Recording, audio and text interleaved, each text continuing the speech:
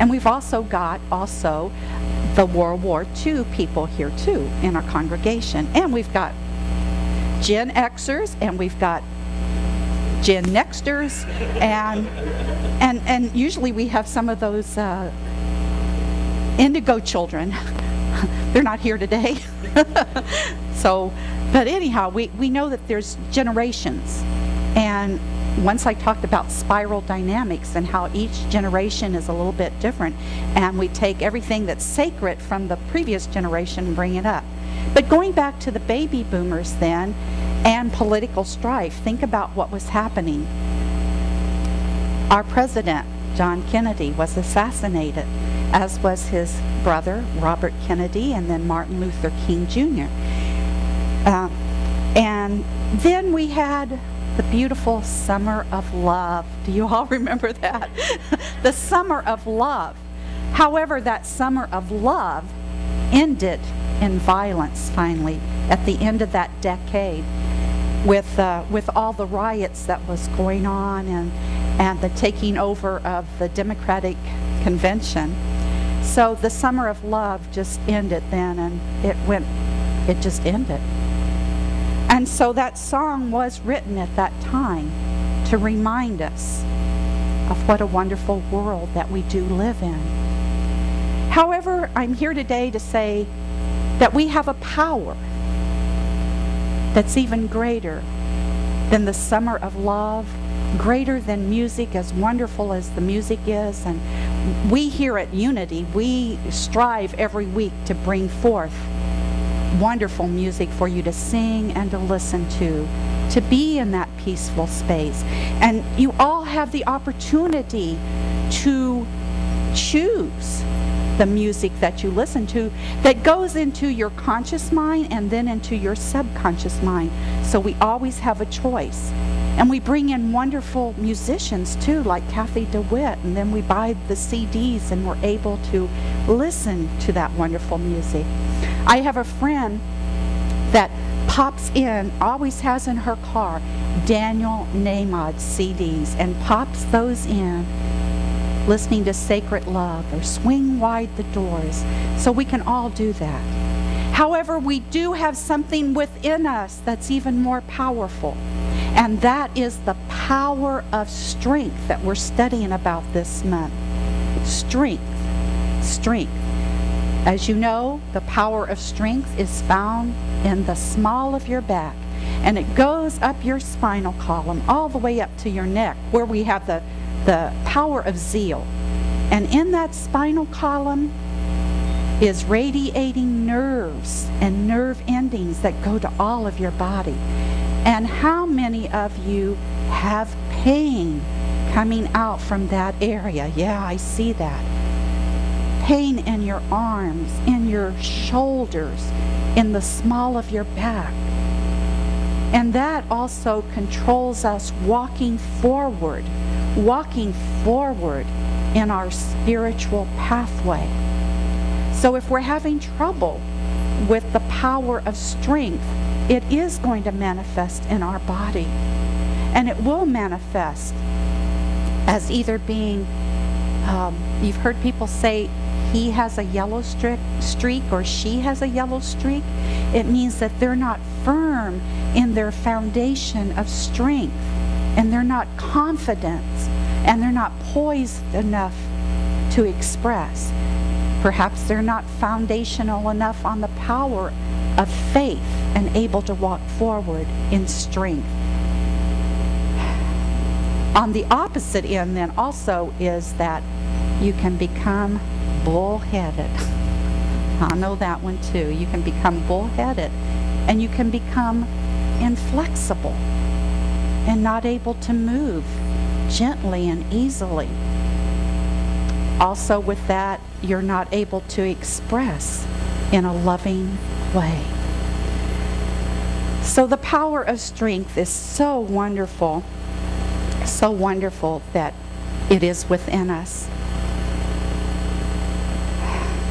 On the other hand, we know that the willow tree, if we can imagine a willow tree that's able to bend and to flow, If we could think about ourselves like that we're able to bend and flow with the tide, that will help us with our power of strength, because that in a great storm, the wind will not get to the willow, but it will break that mighty, strong oak tree. The prophet Isaiah told us about the power of strength in chapter 30, chapter 15. And he said, "In quietness and confidence shall be your strength." So the key to walking forward into this wonderful, wonderful world, even when there's chaos all around us, even when there's war all around us, is to become still. Become aware physically of what's going on in your body. See if you're tensing up. See what's happening. And when you tense up, what's going to happen in your neck? And then your throat's going to close too, or else you're going to just spew out. Relax. Mentally also know what's going on. And spiritually know what's going on in your body. Get centered again. And then affirm, I am centered and poised in the Christ mind. Nothing can disturb the calm peace of my soul. Nothing can disturb me. That inner strength that Isaiah was talking about is like that quiet, calm lake that we've all seen. Quiet and calm. Just think how peaceful you are when you look out at the water. That's exactly what I did on my vacation in Maine, just staring at the water, just looking. And think about that lake if it's near a hydroelectric plant, and going through that, how much power it's going to have. Even though it's calm, that calm water going through that is going to be able to produce watts and watts and watts of electricity. And we know that tremendous power is there, even in the calmness. And just like that still, calm lake, when we have that power within us fully activated, we can come, just like that lake, from confidence and from poise. And it will be our ability to be peaceful and not retaliate when we're provoked. It's using non-violent strength, non-violent communication that was used by such folk heroes as Gandhi, Martin Luther King Jr., Mother Teresa, and Rosa Parks. Think about those people, just to name a few. I'd like to quote from page 55 in the 12 Powers in You, what Reverend Williamson has to say about strength. And strength is our ability to endure, to hold fast, to stand firm, and to keep the faith. To hang in there and keep our balance. Stay in integrity and not compromise our principles. To ride out the storm. To make positive contributions in spite of disappointments, rejections, and injuries. And then on the mental and the emotional level, we also need strength so that people cannot sway us from our positive convictions. To stand firm when everyone else may be rattled. And to know that we're up to the job, that we can do it, that we can do it. We just keep on, keep on, keep on. As I was preparing for this lesson today, I thought about the power of strength and how I've used it effectively and ineffectively. And I wanted to share with you at least an effective way that I handle it. And you know, we're talking about generations. There's times when you think that you have it under control, but really God does. And one way to look at that is your children, right? So children can be, shall I say, a challenge at times and a source. That's okay. We were children too. Think about it, and to our parents too. So it's okay, Veronica. We love you. We love you, honey. But children can be a source of angst sometimes. And they don't do things always the way that you did them, which you knew was right. And there you go, being bullheaded, right? So to say the least, our son, in our eyes, doesn't take care of his bills so well. And so usually on credit applications they say next of kin, and guess who that would be. And so you start getting phone calls from people wanting to know where your child is and what they're doing and everything. And so I'd get angst and angry and go, well, I don't know, you've got the wrong number or something like that, and hang up on them, and getting real irritated. And then, or listening to them and saying, I'm sorry, I'm on a no-call list, so don't call me.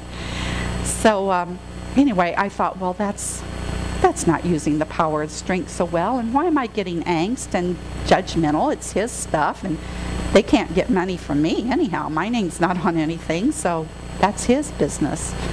And so the other day we were getting calls, and usually I don't answer, because I can see caller ID, but I thought I'm going to answer today.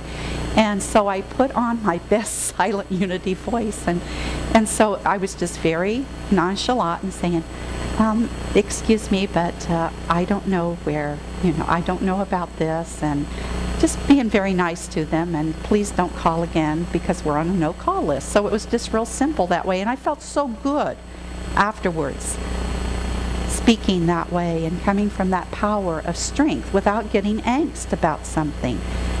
Now there are times that I haven't been so pleasant, and I admit that, and not using my power of strength correctly and becoming defensive.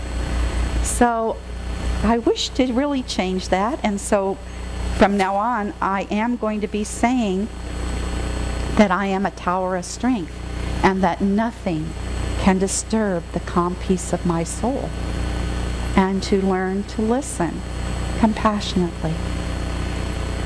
Because of that too, even before that, as I said, with the power of strength you can feel burned out. And we had a board meeting the other day, and I relayed to the board that I was actually feeling a little less than joyous and really burned out. And so I asked for some sabbatical time off, and the board genuinely said, okay, sure, I think that's a great idea.